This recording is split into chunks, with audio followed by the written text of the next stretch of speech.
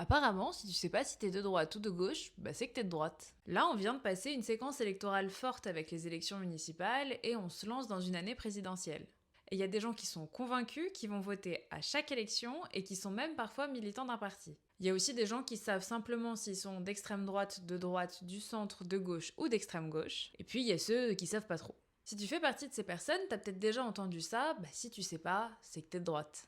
La théorie, c'est que de ne pas savoir se situer entre la droite et la gauche, c'est un privilège dont les avantages sont entretenus par les idées de la droite. Mais bon, il y a des études à ce sujet? Bah pas vraiment, mais il y a des auteurs qui se sont posé la question. C'est le cas de l'article de l'atelier Galita qui s'appelle Les gens apolitiques sont de droite. L'idée, c'est que les gens qui sont apolitiques acceptent la société telle qu'elle est, parce qu'elle leur va, ce qui est une position de droite par défaut. Il met ça en opposition avec les gens de gauche qui veulent du changement.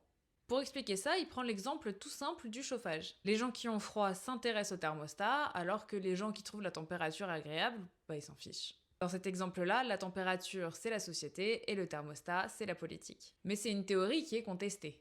On peut aussi se dire que les gens sont apolitiques par manque d'information ou par manque d'éducation sur la politique et les institutions. Donc dans ce cas-là, ne pas savoir si on est de droite ou de gauche, ça fait pas forcément de toi quelqu'un de droite ou de gauche. Mais du coup, comment on fait pour savoir où est-ce qu'on se situe? C'est difficile de demander à une personne apolitique de s'intéresser à ça, de regarder des débats et des programmes, c'est long, c'est compliqué, c'est lourd. Déjà, si toi t'es apolitique, tu peux en parler avec tes amis qui sont politisés, même si évidemment ils vont avoir leur propre biais. Sinon, j'ai trouvé un site qui est plutôt bien fait. En plus, t'as pas d'informations personnelles à donner, genre mail ou numéro de téléphone et tout, juste t'arrives sur le site, tu fais ton test et c'est bon.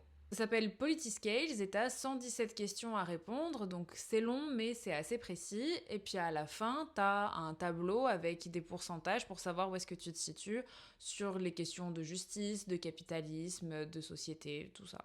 C'est vraiment pas à prendre au pied de la lettre, mais ça peut te permettre de plutôt bien se situer. Moi je l'ai fait et c'était à peu près ça le résultat. Après, la meilleure chose à faire, ça reste quand même de s'informer, de multiplier les sources et surtout de garder son esprit critique.